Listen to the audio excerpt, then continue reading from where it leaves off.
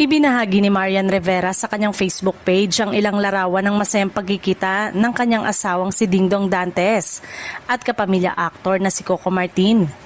Agad na nakuha ng atensyon ng naturang post dahil sa caption nitong si Atoy at si Gabo para sa Actor League na Filipino actors.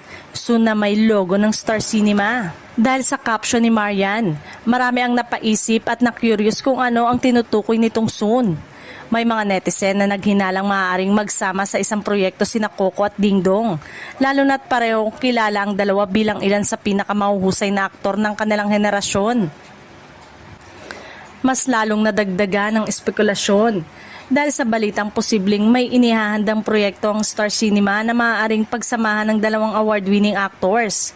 Gayunpaman, wala pang opisyal na kumpirmasyon mula sa Star Cinema o sa kampo ni Coco Martin at Dingdong Dantes tungkol dito.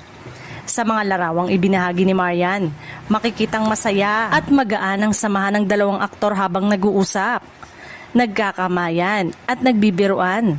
Marami ang natuwa sa kanilang pagkikita at nagsabing magandang makita ang dalawang respetadong artista na magkasama. Samantala, umapaw naman ang positibong reaksyon ng mga netizens sa comment section. Marami ang nagpahayag ng excitement at nagsabing handa silang suportahan ang anumang proyekto na pagbibidahan ni Coco at Dingdong kung ito man ay matutuloy.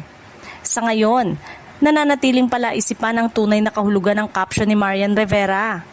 Habang wala pang opisyal na anunsyo, patuloy na inaabangan ng mga tagahanga ang susunod na update tungkol sa posibleng pagsasamahan ng dalawang batikang aktor sa isang malaking proyekto.